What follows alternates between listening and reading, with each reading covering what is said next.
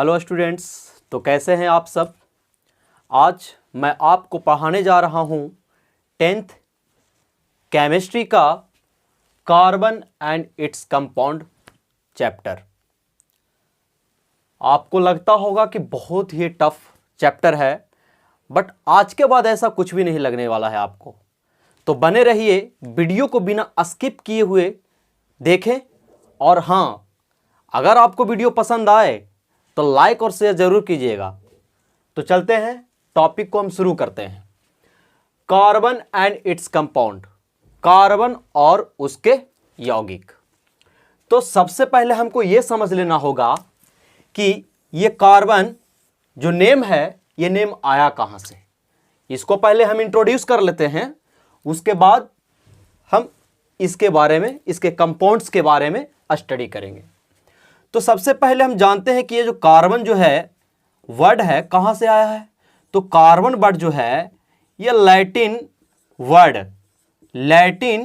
Word कार्बो से बना है। किससे बना है? कार्बो से बना है, जिसका मतलब क्या होता है? कोल। जिसका मतलब होता है कोल। ये कार्बो जो आप देख रहे हैं ना, ये कार्बो से बन गया हमारा कार्बन। क्लियर हो गई बातें। उसके बाद हम समझते हैं कि ये कार्बन है क्या। तो कार्बन एलिमेंट है। क्या चीज है? एलिमेंट है। एलिमेंट यानी तत्व। तत्व का कौन सा पार्ट है? तत्व का कौन सा? आप लोग जानते हैं कि तत्व को 3 पार्ट में बांटा गया है, धातु, अधातु और उपधातु, यानी कि मेटल, नॉन मेटल और मेटलॉइड। तो ये जो होते हैं नॉन मेटल होते हैं। क्या होते हैं? नॉन मेटल, यानी जिसको हम लोग बोलते हैं अधातु। क्या बोलते हैं? अधातु बोलते हैं। अब इसको इंडिकेट किस चीज से किया जाता है? इसका कुछ ना कुछ तो सिंबल होगा। तो इसको हम लोग प्रतीक, सिंबल को हम लोग बोलते हैं हिंदी में प्रतीक। इसको सिंबलाइज किया गया है किससे? सी से। यानी कि सी जहां पर आप देखें, समझ लेना होगा वो किसका सिंबल है? कार्बन का सिंबल है। उसके बाद जब हम बात करते हैं इसकी एटॉमिक नंबर की, किसकी? एटॉमिक नंबर की। तो एटॉमिक नंबर जो होता है इसका कितना होता है? 6 होता है। एटॉमिक नंबर कितना होता है? 6 होता है।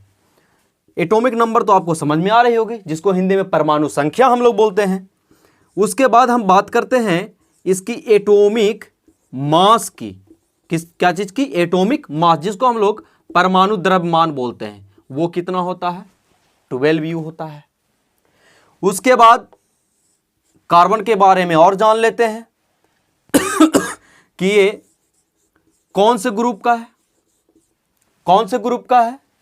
तो ये 14 ग्रुप का है। 14th ग्रुप का, या फिर इसी को लिखा जाता है 4 का है। आप पीरियोडिक टेबल में देखेंगे तो पीरियोडिक टेबल में ग्रुप और पीरियड होते हैं। ग्रुप और पीरियड होते हैं।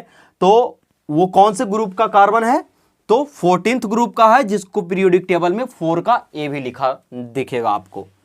अब जब हम पीरियड की बात करते हैं, तो ये कौन से पीरियड का होता है? तो सेकंड पीरियड का होता है। कौन से पीरियड का होता है? सेकंड पीरियड का।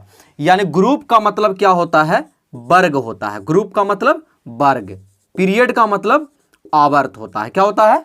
आवर्त होता है। सर, ये ग्रुप और पीरियड को फाइंड हम कैसे करेंगे? तो यहां पर इस चीज को हम समझ लेते हैं। आपने इलेक्ट्रॉनिक कॉन्फ़िगरेशन, जिसको इलेक्ट्रॉनिक विन्यास बोलते हैं, सेल के कक्षा के बेसिस पे तोड़ते हैं 2, 8, 18 और 32 के टर्म में। ठीक है।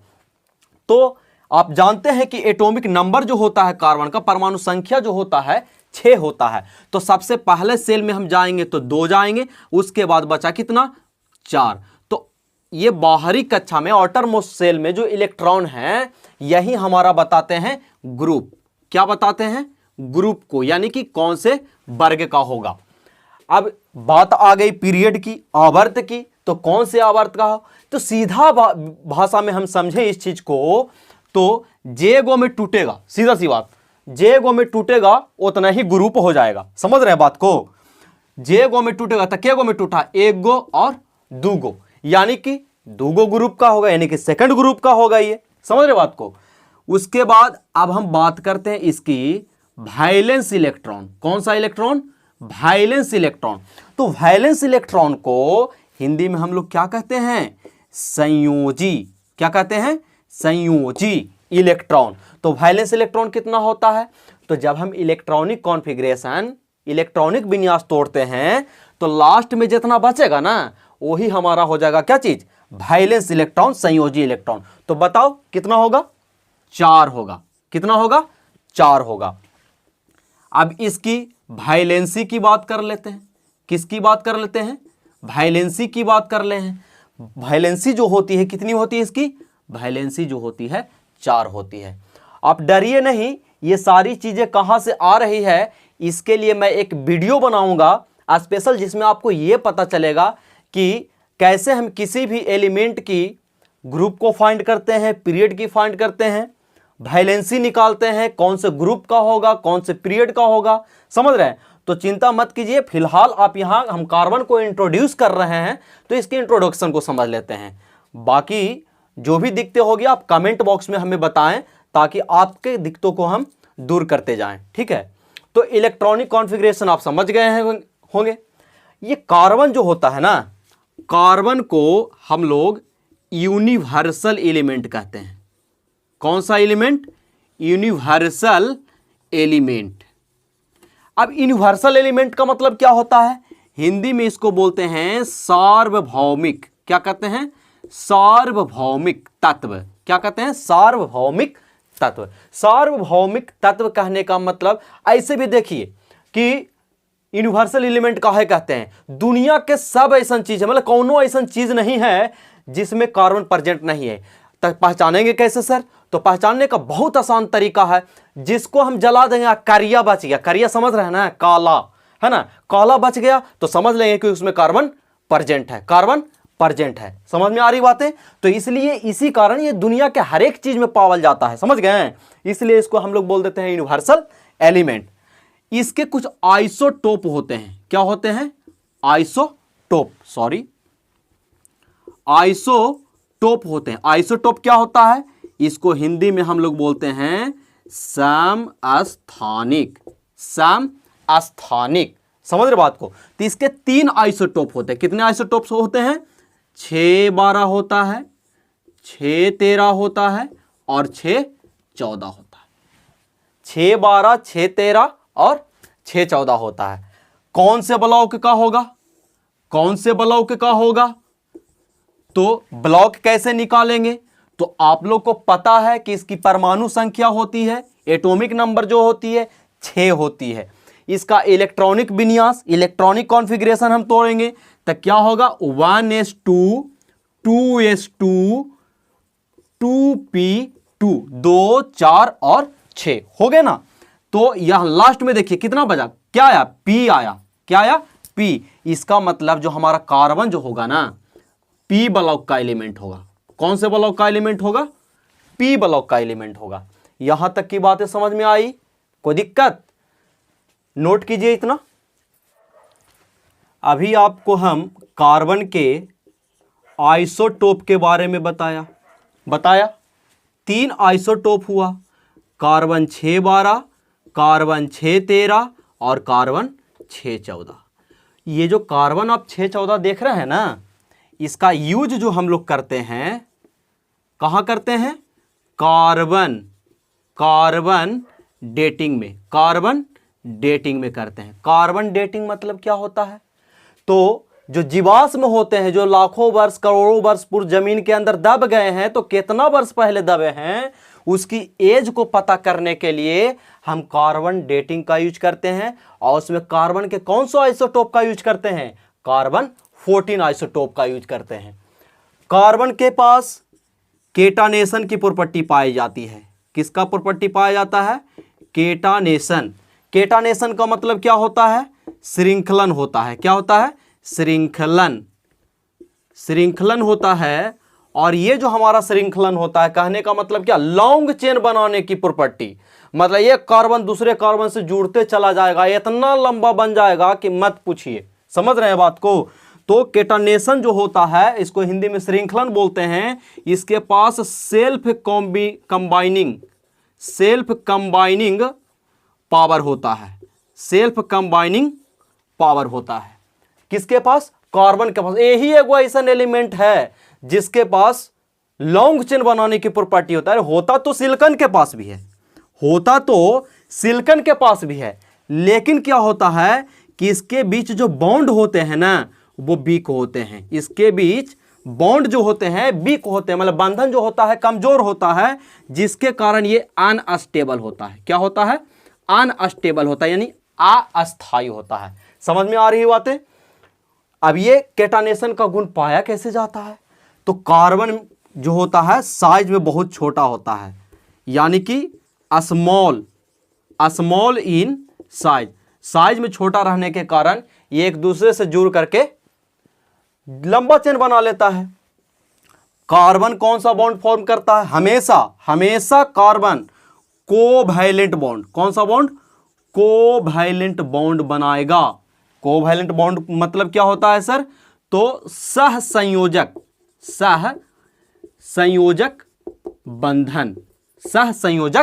बंधन। कोवैलेंट ये जो कोवैलेंट बॉन्ड बनता है ना, ये इलेक्ट्रॉन के शेयर करने पर बनता है। क्या करने पर बनता है? शेयर करने पर बनता है, यानी कि इसको हम लोग साझा बोलते हैं। क्या बोलते हैं? साझा बोलते हैं। हम लोग एक वीडियो भी बनाएंगे हम, जिसमें पकड़ने के लिए बताया जाएगा कि किसमें आयनिक बॉन्ड होता है, किसमें कोवैलेंट बॉन्ड होता है। ठीक है, तो यहां पर देखिए कोवैलेंट बॉन्ड 3 टाइप का होता है। कौन कौन होता है?